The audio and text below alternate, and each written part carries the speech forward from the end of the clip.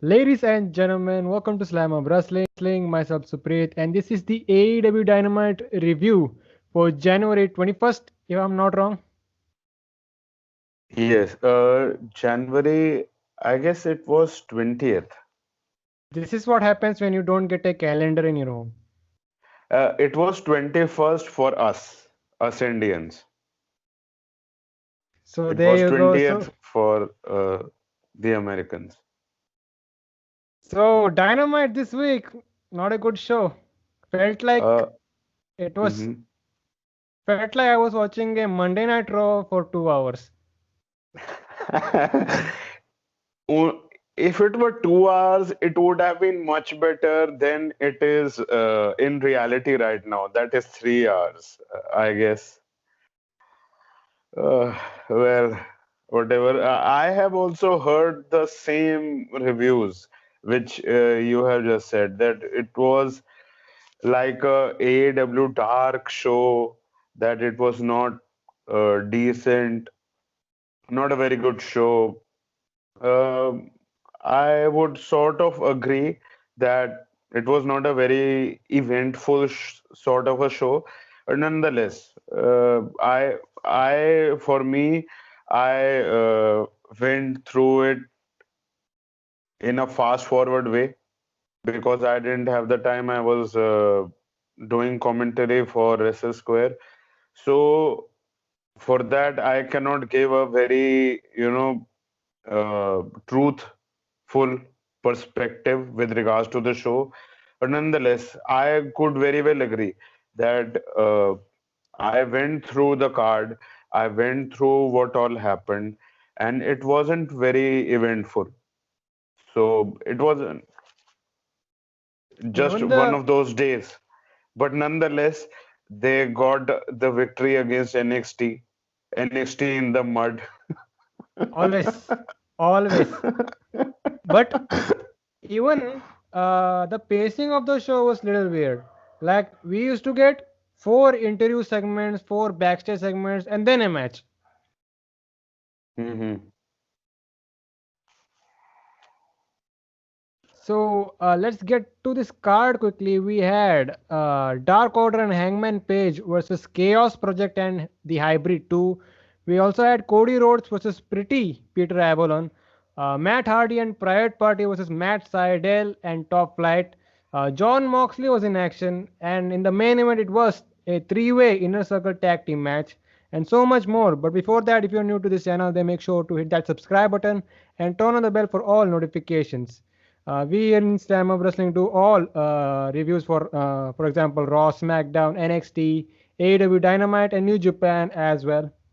So, before we run through this show, some minor AEW news. So, AEW has apparently trademarked this, too sweet. Too sweet. So what happened was WWE had the rights to it, but a few years ago they kind of dropped it. And also at one point they even sent a cease and desist to the Young Bucks. Remember that? I remember that, but was it legit or was it just a storyline for the sake of it? I do not No, it know. was legit. It was legit. Hmm. They only, funny enough, they only sent it to the guys who were in ROH. They didn't care about the guys over in New Japan. All right. Hmm. So thoughts on this? Is it something a big of a deal or Uh, it's just that, you have to create a buzz. You are doing the thing and you have to create a buzz. And then if you are able to trademark it, then you will be able to, make money off of it with merchandise and stuff like that. And it was an established, entity, the Too Sweet thing. So WWE also, tried to trademark it in the recent past, but they weren't able to. So last I just read. So now Probably circumstances have changed, or probably AEW is just doing it for the sake of it, that it creates buzz, it creates news, that you are doing an angle, you are uh, getting two of the top promotions in the world, Impact Wrestling and AEW, doing that angle, which involves the Bullet Club and the Two Sweet. At Impact Hard to Kill pay-per-view, they just, went out and just blatantly did it. They did the Bullet Club, they did the Two Sweet, they did everything which was taboo and which was said that, fuck, how can you do that? They did everything which was a big no-no. So that is how you create a buzz, that is how you create quote unquote a revolution. So they are doing it. If they are able to trademark it, then they will be able to do it anywhere and stuff like that. The Good Brothers, the Young Bucks, Kenny Omega, and the other people. So just do it. If they are able to succeed, good on them. They will be able to make money off of it. If not, then they are creating a buzz. We are talking about it.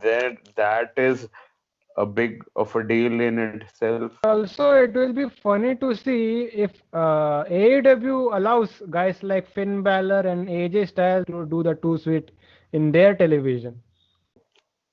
Yeah, if they are able to successfully trademark it, of course, of course. And probably there is also this thing that if they want to, pursue them in the future, probably they would want them to do that on WWE television so that it, uh, you know, uh, you can say it sticks to their identity, and then when they jump to AEW, it would be very easy to just transition them to their Bullet Club. So let's get into this card quickly. We had so the show opened up with the Dark Order. So they came out with -1 because it's his birthday. We had a cake set up on the stage. So John Silver on the mic, he is all excited, not just for -1's birthday, but also the fact that they will be getting a new member in the Dark Order. So everyone then sings happy birthday, but in comes Chaos Project. So Luther's he's all trash talking to -1 for making fun of his face a while back. He said that he will ruin this celebration. So then a brawl broke out as TH2 then joins in. Hangman Page finally shows up, and we get a air cowboy on the pile as the match was underway. So it was Colt Cabana, John Silver, Alex Reynolds, and Hangman Page versus Chaos Project and TH2. So the star of this match was definitely John Silver. Um, so what happened was the heel team were working on Silver in the beginning until he tagged Page, and Page ran wild. So we see a bunch of guys to the outside. At one point, Luther and Cabana were fighting on the stage. So -1 gets involved. He takes his kendo stick and hits it over the head on Luther. Cabana sends Luther into the cake. Back in we see Serpentico Liger, I guess. He hits a bunch of combo moves, including a buckshot and a cradle pin for the win, and that was it.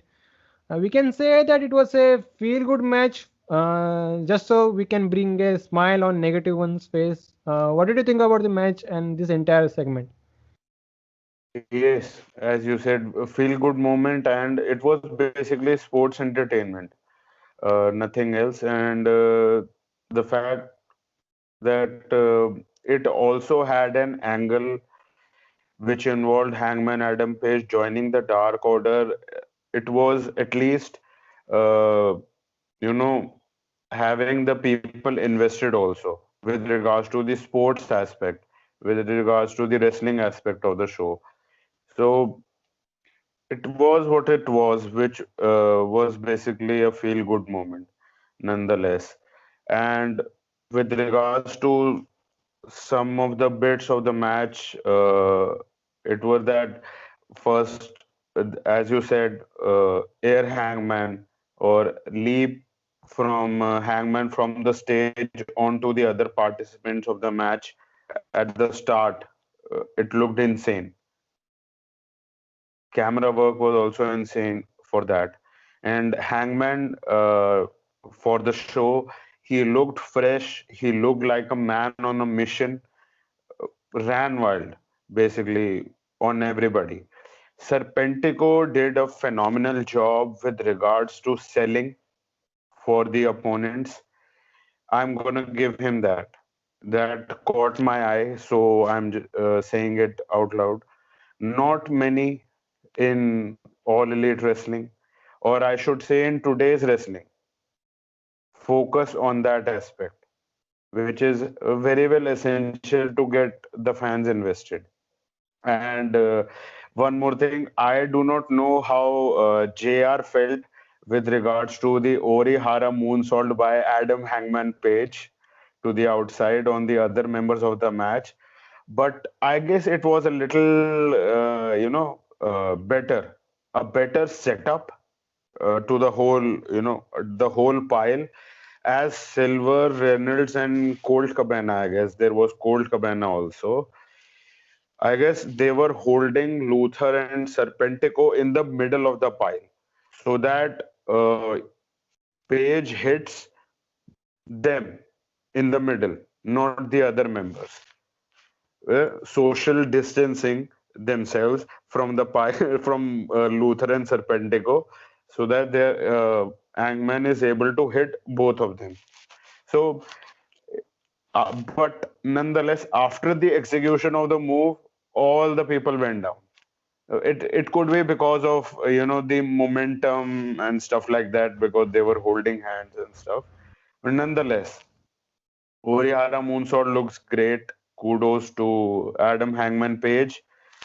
And at the end, as you said, -1 saved his cake with a Singapore cane shot on Luther.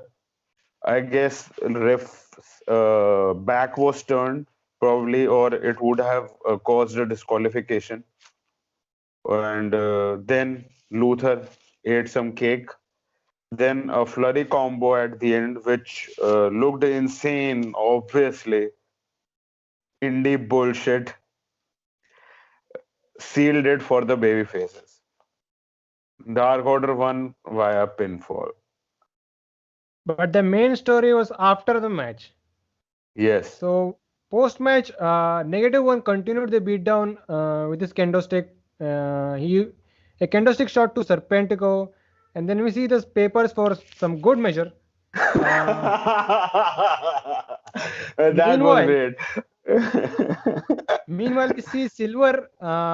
So they are in the ring. He tells Page that he praises Page not just for his in-ring work but also for his good looks. It's a man So crush. It's a man crush. that's John Silver for you. So he gets on his knees and asks Page, will he join the Dark Order? We get yes chants from the crowd. As Page was about to respond, we see a he said yes sign on the screen, and we also see confetti coming out and people coming out to celebrate. But Page interrupts and says no, saying that he will not be joining the Dark Order as he has not a good history with groups that he has been in the past. So he walks out and also made sure to take the Jack Daniels from the Dark Order that they had brought for him as the crowd booed. So it is a very similar type of storyline that we are seeing with the Inner Circle with this whole faction warfare and thing. Mhm. But now it has some intrigue that now where does this all go? That where does Hangman go? We have to see that will the Dark Order continue to pursue him for the sake of it that he should be their member or probably their leader or not or they would just, back off, so to speak. I do not think that they would back off so easily. So we have to wait and see.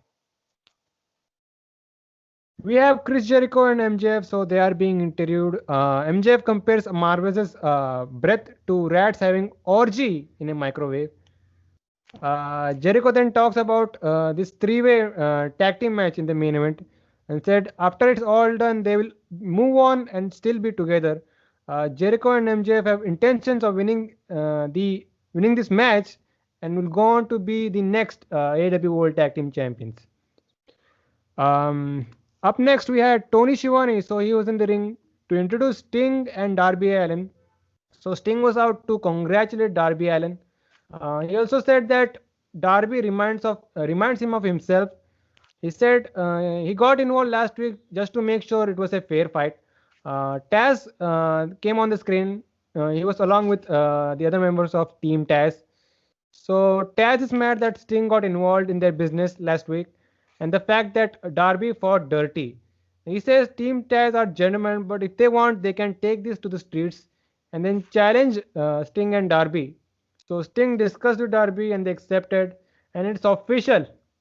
Brian Cage and Ricky Starks versus Darby Allin and Sting at Revolution In a in a street street fight. fight. Two things can happen here, in my opinion. Either they make it a cinematic style fight, or it will be an actual street fight. But we can see Sting do some limited things here and there. Hmm. I also think that it would be a cinematic match. It would be legit in the streets, probably, Kind of like a boneyard match. possibly. So it would be great, nonetheless.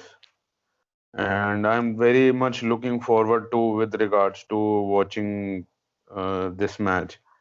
And it would give a great uh, rub with regards to Darby and Team Taz also, because Sting has a lot of eyes, he has his fans, so they would be, buying the pay-per-view and also watching this match. So, you know, it would be great nonetheless. But I do not want a match with Ring, and I do not expect also that they would be doing this in a ring.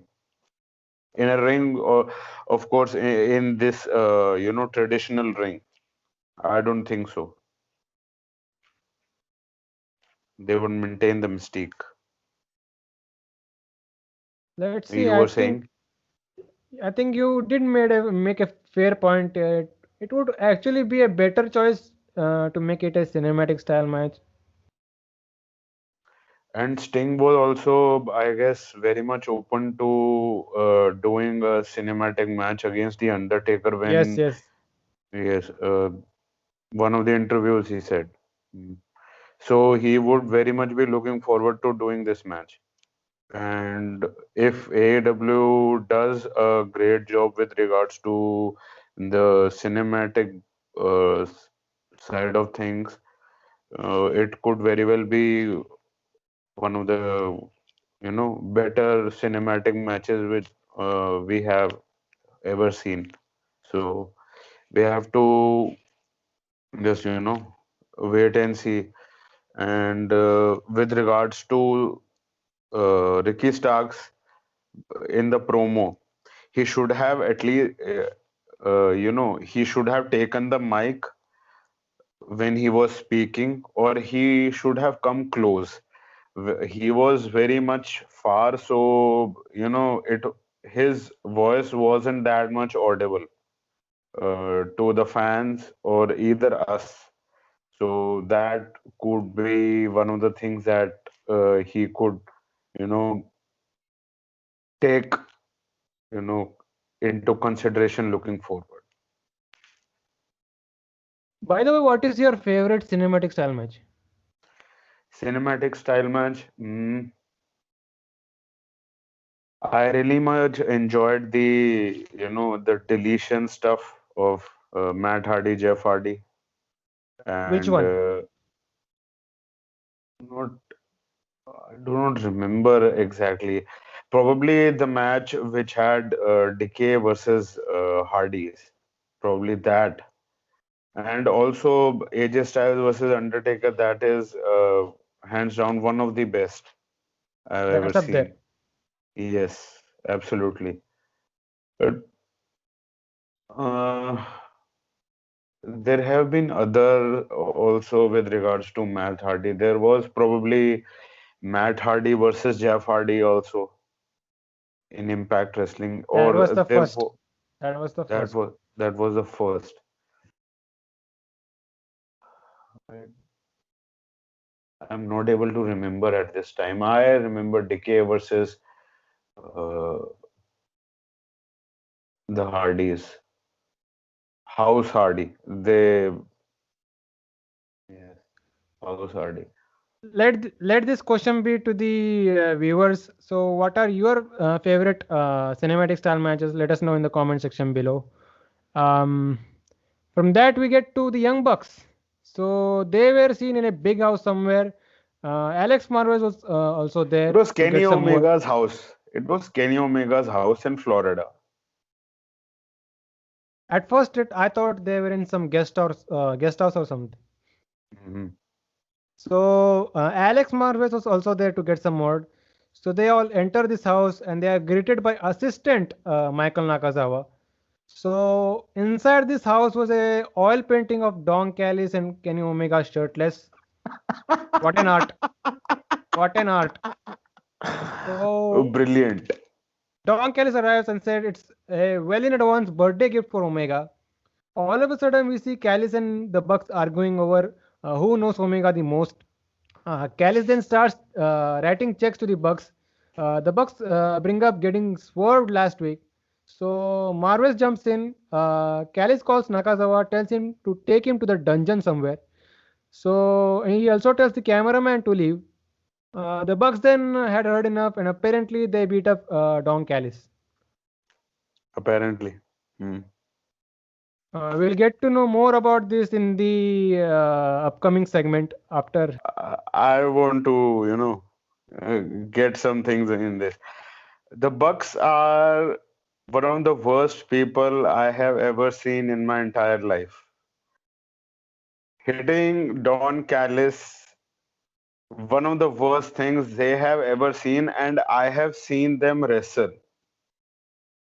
This was one of the worst things that I have ever seen them do.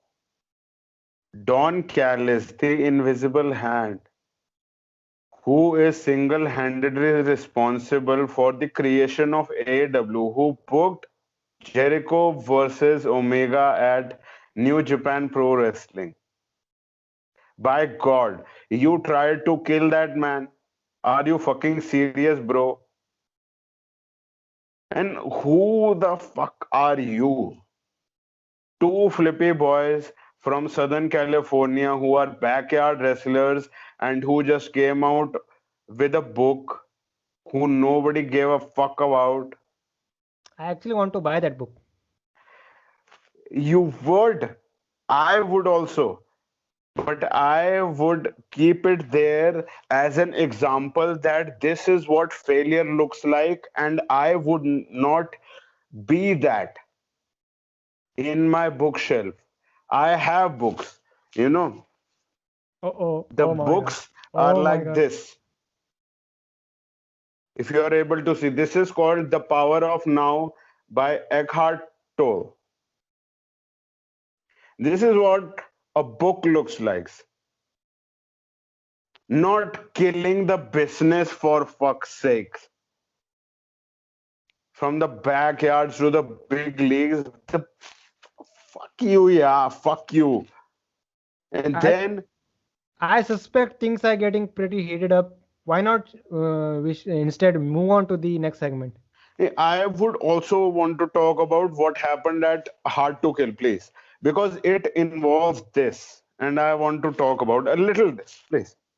By the if way, I it was may. a great. By the way, it was a decent pay-per-view, and it's coming from someone that actually doesn't care about Impact Wrestling. Hmm. So it was a decent pay-per-view. Good job, Impact Wrestling. Good job, Impact Wrestling. Impact Wrestling is, you know, they have been dishing out a great product since the new ownership, the new management have joined in. So, with regards to what happened in the main event, I'm just going to cover the main event just a little bit because there are people who want to know that what happened with regards to Kenny Omega and the Good Brothers at Hard to Kill. So, Omega and Good Brothers created history at Impact Wrestling Hard to Kill when they brought the Bullet Club from the dead, the real Bullet Club from the dead, because nobody in Japan, the Japanese Bullet Club, nobody gives a fuck about that. Nobody. Hold Seriously. on, hold on. When the elite went away from New Japan Pro Wrestling, who gave a fuck? Many people went away. Many people went away, That's including actually myself. that's a That fact. is true. That is true. That is true. That is what I'm saying. So, Omega and Group Brothers at Hard to Kill brought Bullet Club from the dead and showcased it on the pay-per-view. Showcased it blatantly with the Halloween shirt, the Halloween special shirt. It was, you can say, a great match or you can say a decent match. It is up to you. It is your opinion. Moose, Mr. Impact Wrestling, was the MVP of the match. His last minute addition in place of Alex Shelley was essential and fitting, in my opinion, because both the teams looked equal in stature. I also said that in one of the tweets because Alex Shelley and Chris Sabin and Rich Swan, they don't look as much with Equal. regards to size as now you compare it with Luke Gallows, Carl Anderson, and Kenny Omega. So equal, you have a good fight. It also looks good with regards to if you are catering to a casual viewer. So, nonetheless, what happened, it was for the best, whatever happened. So, Omega pinned Rich Swan, AEW World Champion, pinned Impact Wrestling World Champion in the middle of the ring with the one winged angel in trios action. That says something. And now, will he, that is Omega, want a title shot at the Impact Wrestling World Heavyweight Championship? We have to wait and see for the future that what is in store for us. I am not a very big fan of the new commentary team at Impact Wrestling that involves Matt Striker and D'Lo Brown, but it is certainly an upgrade from Madison Rain and Josh Matthews. Michael I Cole want more. 2.0. Huh? Michael Cole 2.0. That is because he learned under the tree of Michael Cole. It it has an impact, pun not intended, but nonetheless, I want more focus from the commentary team on in-ring action and raw emotion during the bout. Just my opinion. Now, during the bout, you are, quoting information that doesn't look good. Someone is hitting a V trigger, and you are talking about their story and talking about their history in New Japan. Uh, That is a little mismatch. Call the move, that one winged angel or V trigger, that gets the fans. It will happen. It will happen. This past week on Impact Wrestling, some people said that some improvement has was visible. So we have to wait and see. And with regards to tonight's promo, or tonight's whole shenanigans or segment, Omega was also being referred to as the god of pro wrestling at one point by Don Callis. So that was a nice touch by Lord Cyrus to rile up the marks or the Kotai Bushi stands, so to speak. Bob, Ray Bob. Obviously, it is to be done because it is, you are a heel, so you do that shtick. Don offering Bucks money to buy out the friendship of Kenny Omega was fucking hilarious. He said that Bucks are holding Kenny Omega back. You know, Omega needs to spend time with his new friends who epitomize greatness. When you are in the company of greatness, you achieve greatness. And young bucks are not greatness. That is what Don said. I am not saying that, probably. So Don wants Omega to cut cords with this past toxic relationship. Bucks tore up the checks and said that your checks aren't good anyways because you work for Impact. Mark insult, basically. Now Impact Wrestling have new ownerships. That is Anthem. They have a lot of money. Sort of. They do. Now you do not hear people, complaining about pay or late pay. You do not. That's And fair. the That's fair. talent they have, it says something. You have Diana Perazzo, who is one of the best women's wrestler in the world. That says something. So now we should go to the three-star bout machine, Cody Rhodes. So That he was that is facing Mark insult. he was facing pretty Peter Avalon.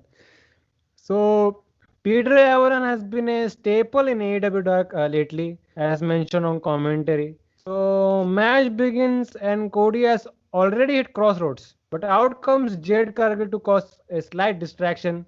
So Avalon capitalized with a low blow as referee's back was turned. So what happened was after that we started targeting the knee of Cody.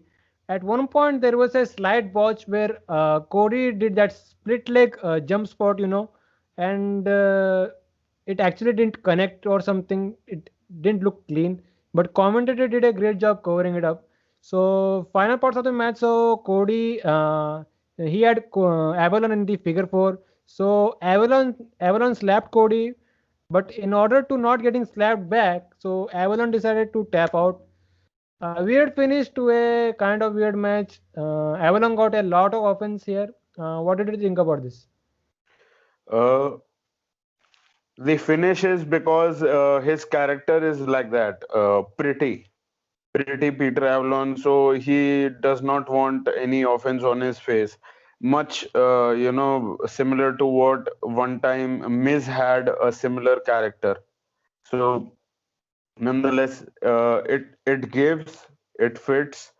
And with regards to this match, it is basically a Go Big Show promotion. And right now, Cody Rhodes, is not involving himself in any other storyline except Shaq. And we also got to know that he would be addressing what happened with regards to Shaq and Brandy in a backstage or you know interview sort of a setting. He would be addressing it next week, so we have to wait and see with regards to it. So this was basically a exhibition match of sorts. Peter Avalon got a lot of offense, so that uh, you know made sense. Why? Because Jade Cargill came in between and she provided a distraction.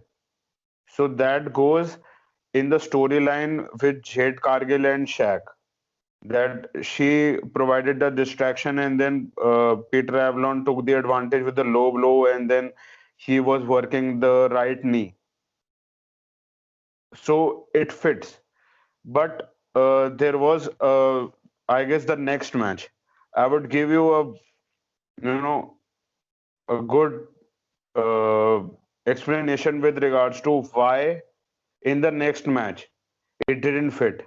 In this match, it did fit, giving the opponent, you know, uh, you can say a chance to get the offense in, a lot of offense in. And Peter Avalon also is a seasoned veteran. If we know, if the wrestling community knows, and even people know, with regards to, even if he is on Dark and he's playing a character which was accumulating losses, and now he has started his rise with regards to getting wins and something like that.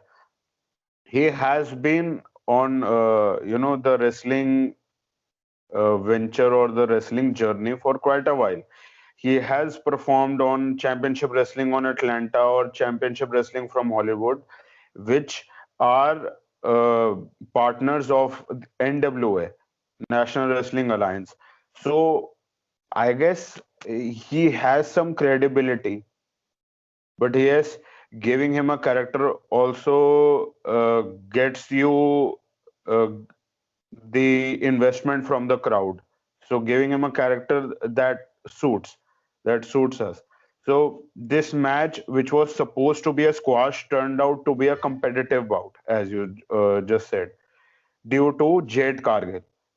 Both the guys have a similar style of wrestling. We saw that it was very much mat based. It didn't have very much aerial maneuvers or flips and flams, as Jericho says, the conspiracy theories. So it gelled. It was decent. Cody won via submission.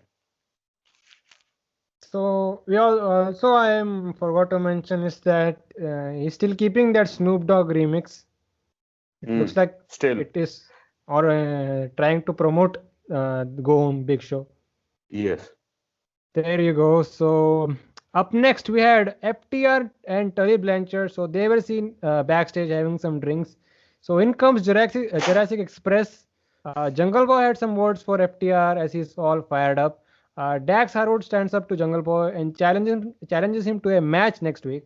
Luchasaurus said that he will make sure nobody gets involved. So Harwood and Jungle Boy shake hands and that's it. Could be a great match, like JR was saying throughout the night. Hmm. Yes, a clash of styles would absolutely be great. And I'm not talking about the insane styles clash which happened on Monday Night Raw with In Ricochet and AJ Styles. that's the C show, man. Let's get talk about the A show here, Dynamite. So we have John Moxley versus Nick Camarado.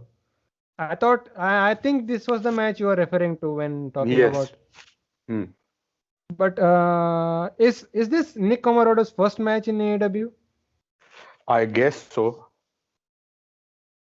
So we get to this match here. Moxley was in control, but Camarado catches and it's a power slam. From there, it was all Camarado as he's made to look like a beast here. So final part of the match saw Moxley applying a sleeper as Camarado passes out. Um, in my opinion, I liked this match way better than the Cody Avalon match. Hmm. Camarado got the big rub here tonight. It looks like he is the next big project for Tony Khan. And I think he will get the similar type of treatment that Will Ops did. Like in just 5 6 weeks, Will Ops went from a enhancement talent to getting a role on TV. So, what did you think about this match? If that is the case that you are saying, then it could very well be.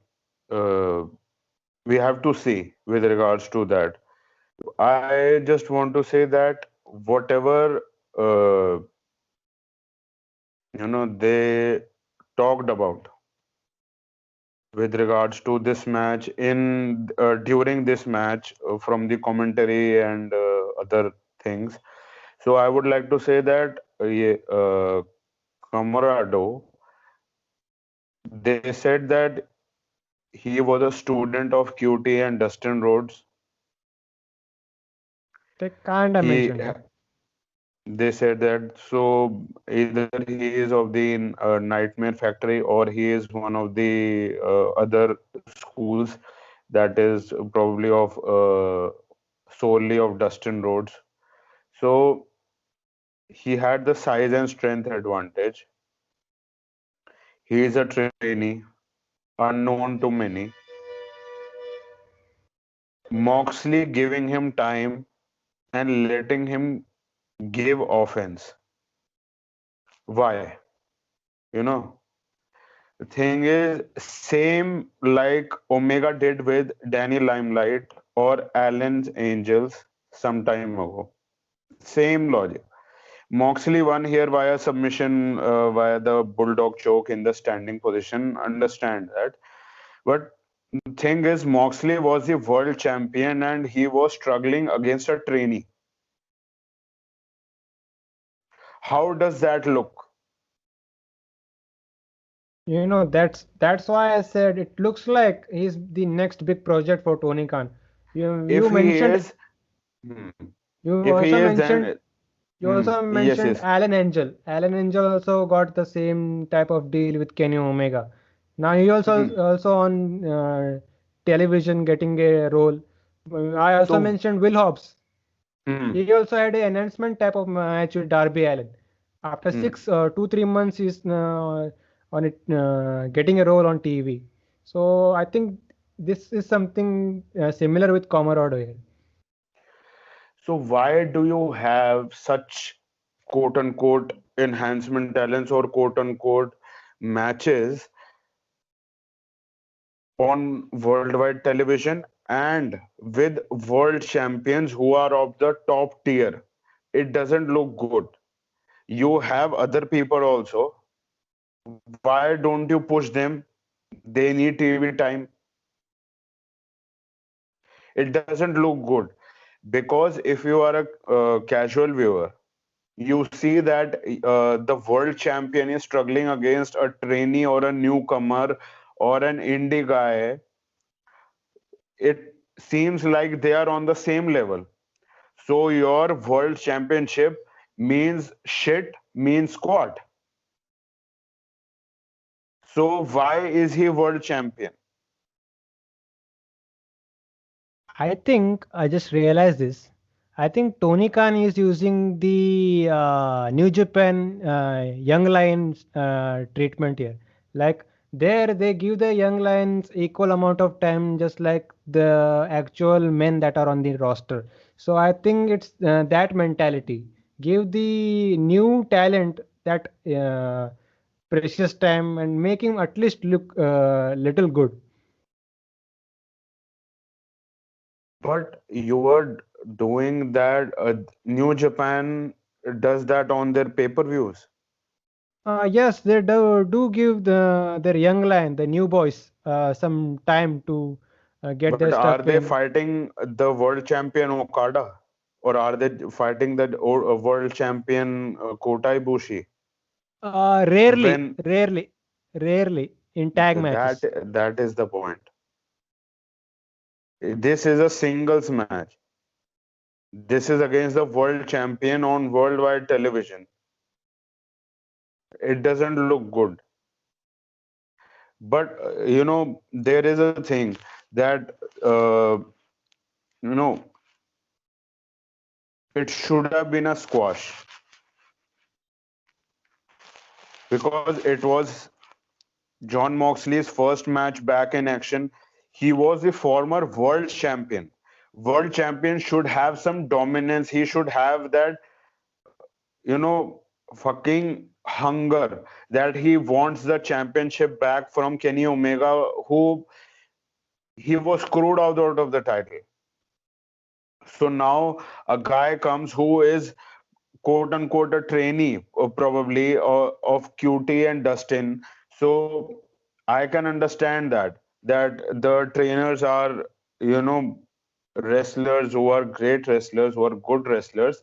So do this shit on Dark, not here on worldwide television. Don't do that here and against top tier talent. You do not have The Rock facing against an indie guy when he was the world champion and giving him time of 10 minutes, 12 minutes. Why? Because he is his friend. He wants him employed here. You have to squash because it is with your character. But when he will be employed, when he will have to squash because it is with regards to storyline, then you would be obliged to do that, and you will do that because it is with regards to storyline, then you will have to put him over.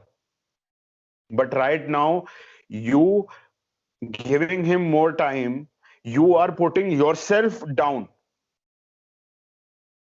John Moxley was here. After the match, he is here. Why?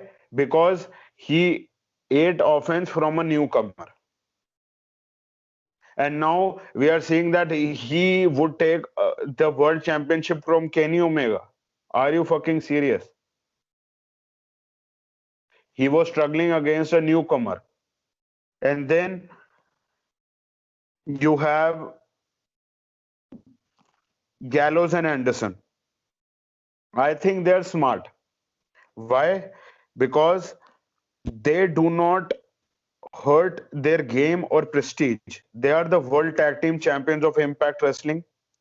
They should not, and they would not be eating a whole lot of offense.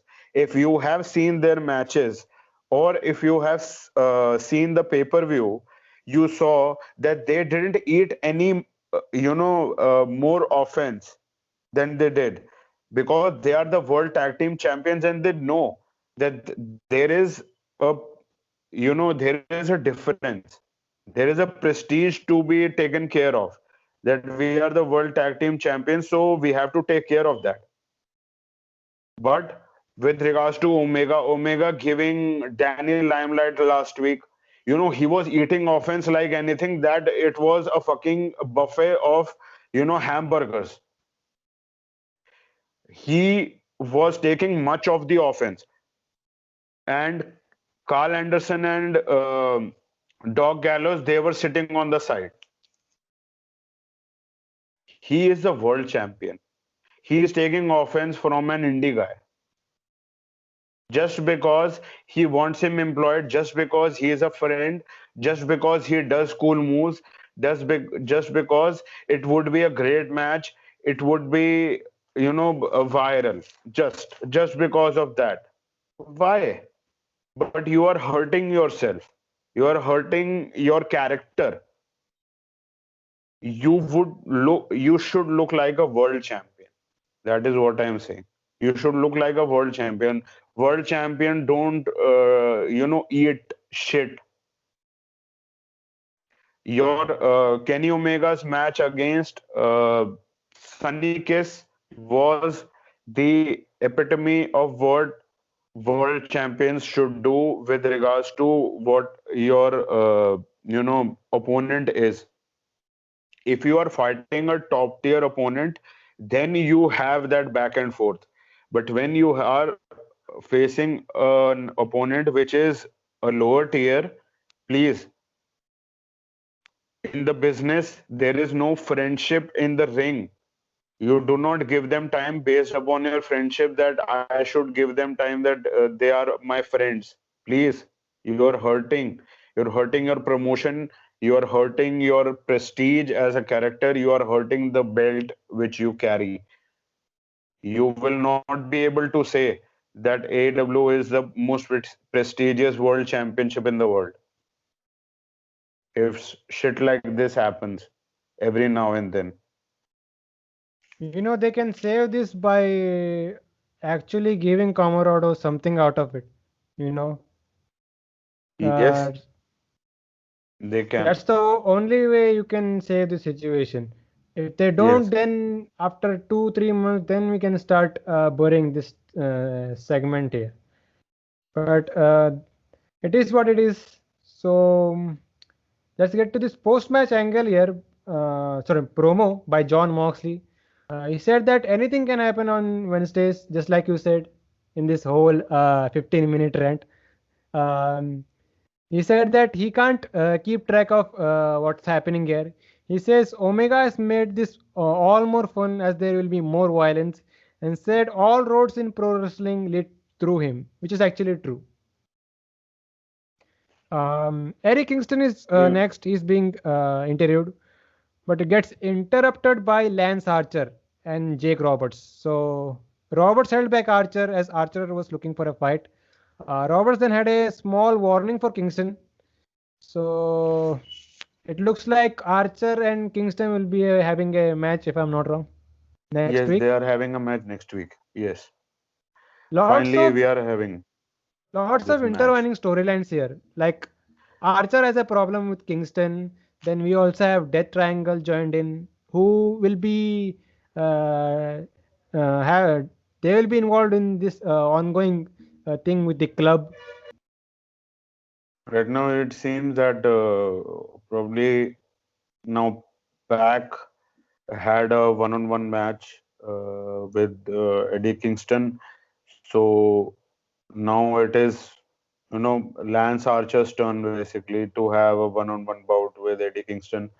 So the fact is, either we will have a clean match, which is probably the thing that I suspect, but I do not want Eddie Kingston to have two straight losses in a row. It would hurt his heel character, but it could also have Pac doing some shit because he has uh, had some interaction with Lance Archer. So you know there is some intertwining of the stuff in this dynamic.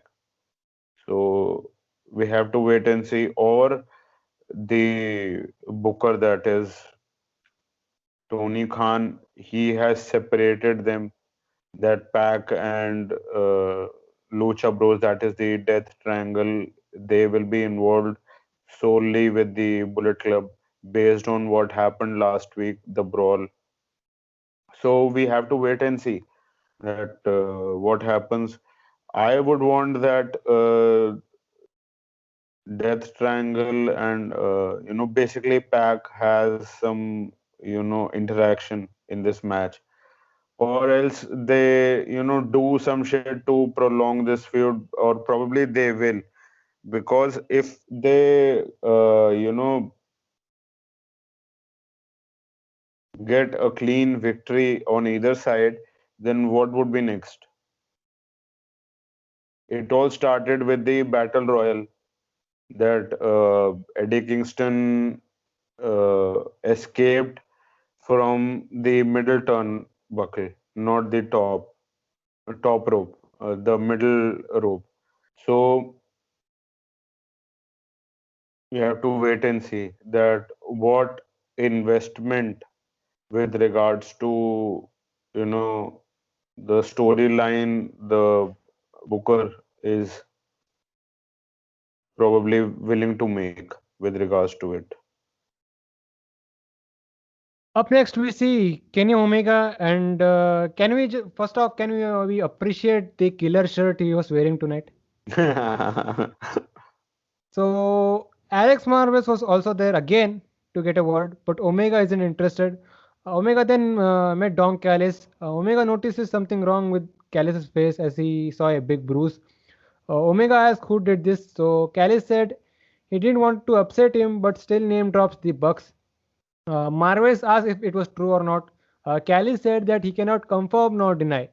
Basically, Marvez is continuing to manipulate Omega yet again. Hmm. He's trying to draw a wedge basically between the Young Bucks and Omega, and probably he is trying to, get Omega to, back off from the Young Bucks completely. Whatever association or whatever cords they have still, even if in real life they are EVPs or something like that of AEW. So there are some cords which they cut completely, that with regards to whatever they have, and then their mindset also is different. Now Omega has a much aggressive and killer instinct within him, and previously he was probably not having it. So now we have to wait and see that what happens. You named last week's review Young Bucks versus the Good Brothers. So it can possibly happen sometime in the future. I was thinking that they should, get Young Bucks to their side as well. So we have to wait and see. We can possibly see sometime that Young Bucks double cross Tony Khan too. So if that happens, that would be something huge as well. So now we have to just wait and see that how this story progresses. But I'm liking what they're doing. These small promos and furthering the storyline. I'm liking it. Next, we have Matt Sydal and Top Flight. So they faced Matt Hardy and Private Party. Before I talk about this match, can we talk briefly what happened this week on Impact with Private Party and Matt Hardy? Private Party and Matt Hardy have now become, I should say, solely Private Party, are now the number one contenders for the Impact Wrestling World Tag Team Championship, which are currently held by the Good Brothers, that is Gallows and Anderson. Basically, the Good Brothers were in the ring. They were celebrating their win at Impact Wrestling Hard to Kill on Impact Wrestling television this past week. And then they were confronted by Chris Sabin, and he wanted basically a shot at the titles because they were previously the championship, the Motor City Machine Guns, and then he didn't have a partner as of this time because Alex Shelley is not here. So he brought out James Storm, Cowboy James Storm, who has been a veteran and a TNA original. So he came out and he, teamed up with Chris Sabin, and they came to the ring and they confronted uh, the Good Brothers and they wanted a shot. But as they were just talking, out came Matt Hardy and Private Party. So Matt Hardy cut a promo. He said that the lights are on. You all have a job because of me. Because uh, some years ago, I took this company on my back and I just you know took them to relevancy, and which is absolutely true. It is a shoot. So basically, a number one contenders match was booked. Basically, Private Party versus Chris Sabin and James Storm in the main event. And in the main event, Private Party got the victory. So now it is said that Private Party are going to face the Good Brothers at, I guess, No Surrender, if I'm not wrong. Yes, at the iPay-per-view No Surrender on the Impact Plus app. That would be in February. So they continued that story here in this match. in Dynamite. So the story of this match was that Private Party wrestled a little aggressive, obviously a high-paced match with the teams that were involved. So Sydal and Top Flight, so they were coming up with several double teams. At one point, Top Flight completely missed a double team move, which was I think a moonsault or something. But the second half of this match was really good. Final parts of the match saw Isaiah Cassidy using a steel chair on one of the top flight members, something he was refusing to do in the past. So Quen followed up with a shooting star for the win, and that was it. So Private Party have officially turned heel with Matt Hardy. Absolutely. They have absolutely turned heel, and it is paying off for them as well that now they are, you know, the number one contenders for the tag team championship of Impact Wrestling. So it is paying off for them. So why wouldn't they, follow that path, follow that strategy to get the championships? And Matt Hardy and Jeff Hardy, House Hardy were the tag team champions of Impact Wrestling for a long time. So Private Party could understand that he knows that how to get the championship, of course. And with regards to this match, Private Party, as you said, they showed a new side, a more vicious, quote unquote, villainous side, courtesy of their mentor, Big Money Matt. We also saw it on Impact, and we saw it here too. They isolated Matt Sydal for a huge chunk of the bout, and they attacked him relentlessly. And there was one point that Darius Martin's tope suicida on Matt Hardy. That looked fucking brutal. And at some times, as you just said, that it seemed like people were waiting for the spots. So at one more guy also, reiterated this point. Yes, So it there was a spot where Mark Quinn took at least 30 seconds to hit a Pele kick.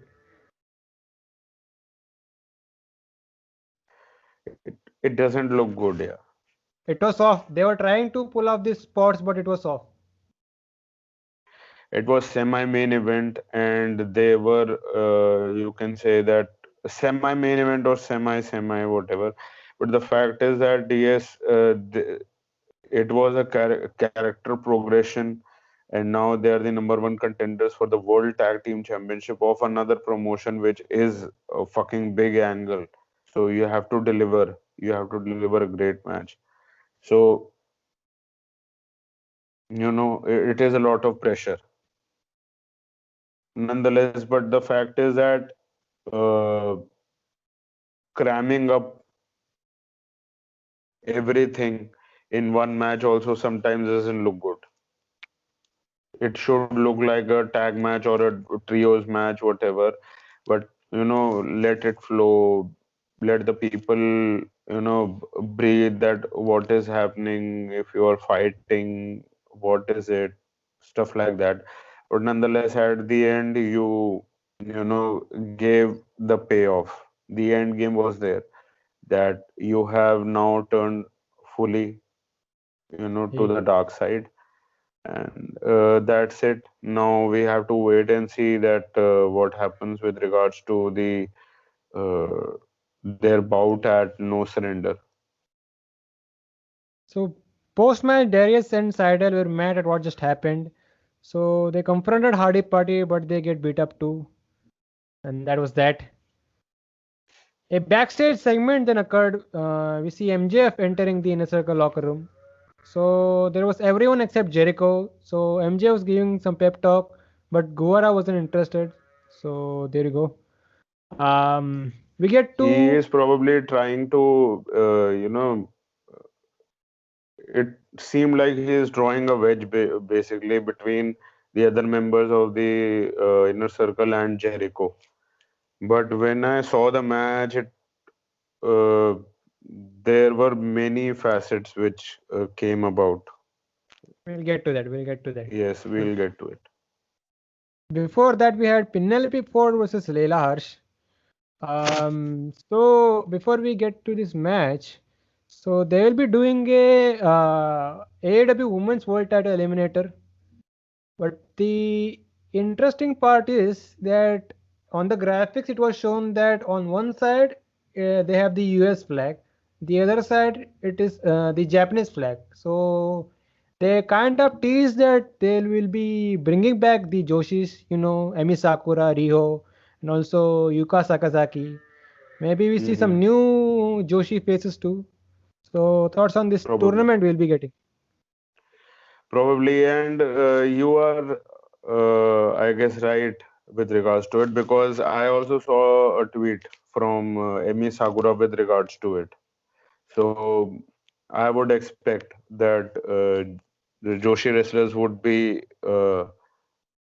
involved in this tournament. So we have to wait and see that would it be a part of Dynamite? It has to be. The It has to men's be. world title was featured on Dynamite, so why not the women's title? Feature it on Dynamite. Why will you feature this on Dark? No, I was not saying it would be on dark. I was saying it would be on YouTube. No, they have to feature this on Dynamite. Absolutely. I agree. And if it would be on Dynamite, I would expect that it it would not be, bad. Or we expect that whatever, you are airing it to a worldwide audience, so it would have, shit which is good, basically. So it would be entertaining.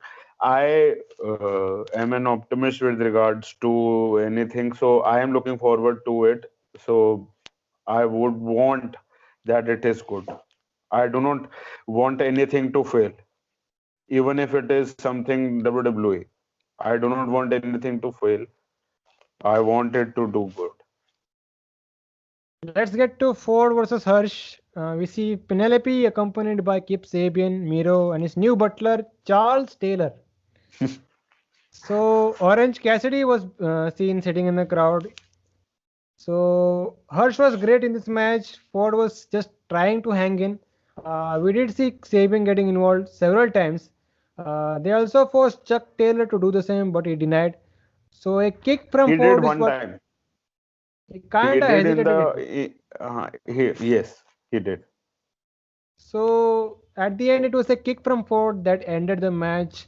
I didn't know if Kip Sabian was willing to help Penelope Ford or wanted to turn heel on her when he was trying to grab or do something with Layla Hirsch's foot at the end of the match. No, that was Chuck Taylor. No, that was Sabian. That was Sabian. That was Sabian. I do not understand, man. Uh, Before you give your thoughts on this match, I will get through this no. post-match stuff. Hmm. You know. So post match, Miro on the mic, he wants Charles to tell Cassidy that Miro is his best friend. Charles then hesitated a little bit, but he finally said that Miro is his best friend as Cassidy walked out. So thoughts on all of this? The thing that you said, it just boggles my mind that what the fuck is happening. Uh, with regards to what post match happened, that is just, sports entertainment. That is sports entertainment. You got to have it, basically. Uh, it could be. It just hit my mind. They could say that Sabian could say that I tried to help you, but the ref didn't see that, and then Penelope could have Layla Hirsch as one of the bridesmaids. Really? Why not? You know, They will, manipulate her. the best part of the storyline is 2 more weeks. Just 2 more weeks and we are done with this nonsense. Hopefully. Yes, hopefully. I don't know, man. The- So the wedding will be happening at beach break. And Hmm. then let's see what happens. Do they break up Miro? I think it's not happening this soon. But Miro, start no, no, no. I don't think so. But if they take this bridesmaid idea, I am taking this idea. I am taking full credit because it looked odd. It looked out of place. He should have, put the legs of Penelope Ford because she could have taken the elevation for the pinfall. yeah, that's what confused me in the end too. Like if it was Hmm. helping or not helping. Hmm. So from that we get to a backstage segment involving Gallows and Anderson. So they were beating up Pentagon. So Kenny Omega joins in. Uh, he was driving his shiny boot into Penta's face while the Good Brothers were choking him with a cable wire. So as a result of what happened here, so Tony Khan has booked a six-man tag here. We have the Good Brothers and Omega facing Moxley, Pac, and Ray Phoenix. Set to be yet another great six-man tag match. Indeed. It is at beach break. So talking about Looking beach forward to break, it. so the main event also had some implications for beach break. So this was a three-way tag team match involving all the inner circle members. We had Chris Jericho, MJF versus Jake Hager and Sammy Guevara, Sammy Hager versus Santana and Ortiz. So they actually had the real Sammy Hager send a video message to Guevara and Hager.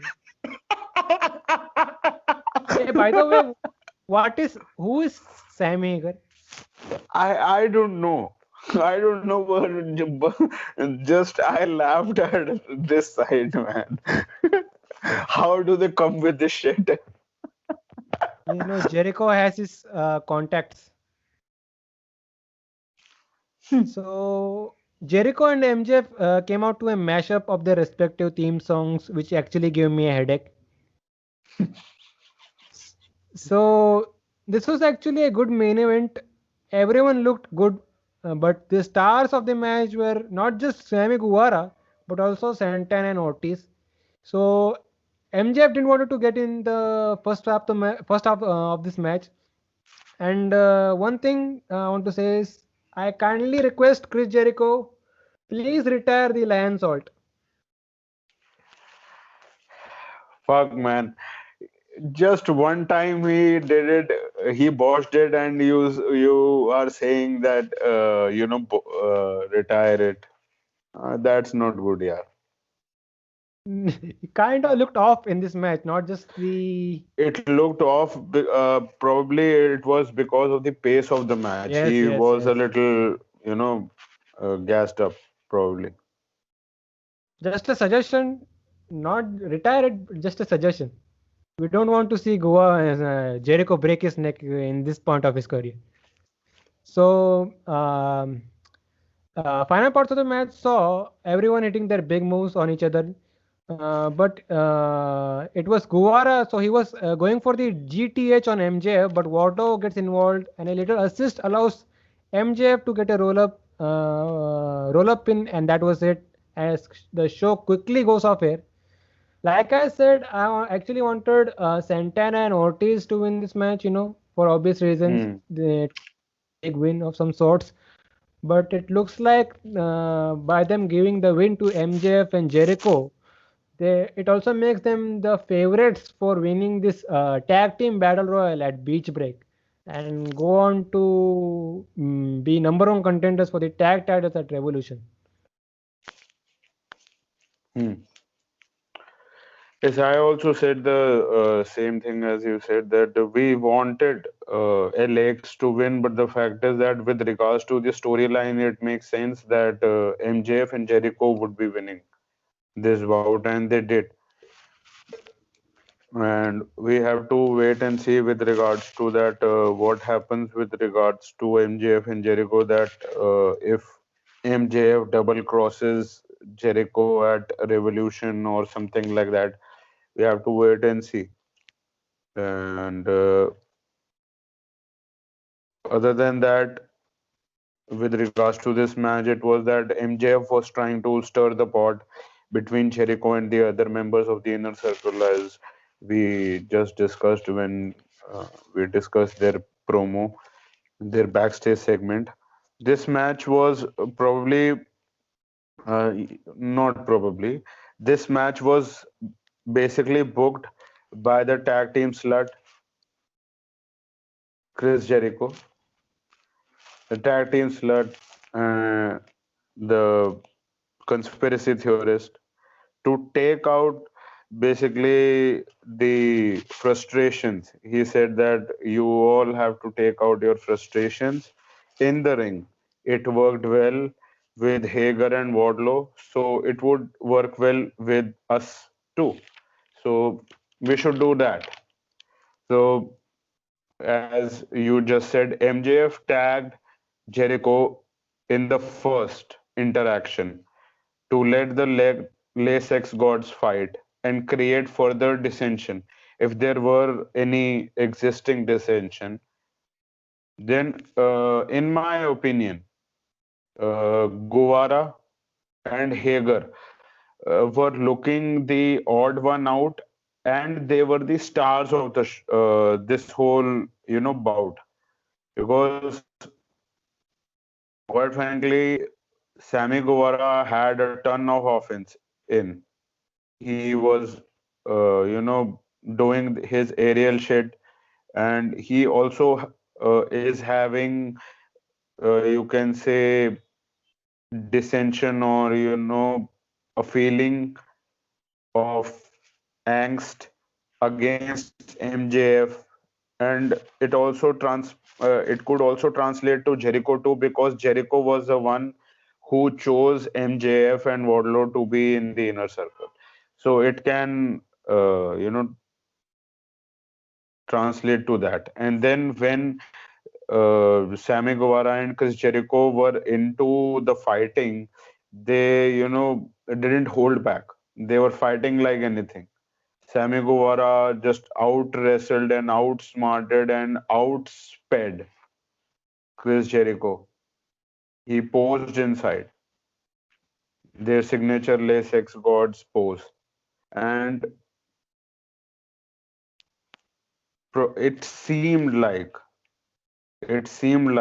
what was her initial prediction, that Sammy Guevara could be the one who would be kicked out of the inner circle. It seems like it could happen. It still is, lingering. It is a lingering thought, because they can go there as well. So it is still a ball that is up in the air, which they can easily grab if they want to. So it is great with regards to the Booker man, Tony Khan, if he wants to go there. And action was back and forth between the teams. It was a compelling, competitive, and hard-hitting bout. And I just said Hager and Sammy looked the odd one out, but the team, they shined as the bright. All did basically. LAX did as well. LAX did great with their innovative tag team maneuvers. They did hell as well. The last time I guess we saw them in action, it was, I guess, the street fight, if I'm not wrong, against the best friends. And it was one of their best bouts in AEW. So this was also not as bad. It was as good, probably. But they all did the most as they could in this match. So MJF and Jericho won as per the storyline progresses, won via pinfall, roll up with the tights by MJF with the distraction of Wardlow. So there is, a lot of dynamics which are coming into play in this story. We have to wait and see what happens. Right now, we cannot predict as to clearly that what is going to happen with regards to this whole, situation with regards to the inner circle. So that was And Dynamite. yes, that was Dynamite. So before we leave, where can these guys find you? Guys, you can find me on Instagram and Twitter at AbbeyManiac, ABBYMANIAC. And I am currently working with an independent wrestling promotion in India called Wrestle Square. I am working with them as a commentator only. I've been fired. I have been fired as an authority figure, so only commentary. And I don't know for how long. So You you can can find, yeah, you you can can also subscribe to Russell Square's YouTube channel as well. And you can find Slamhub Wrestling on Twitter at SlamhubW, Instagram at Slamhub Wrestling. Our podcast and reviews are, what should I say? If you don't want the YouTube app running, you can catch the podcast in audio platforms like Spotify and Anchor as well. And this was the AEW Dynamite review, and we'll see you guys next time. Peace.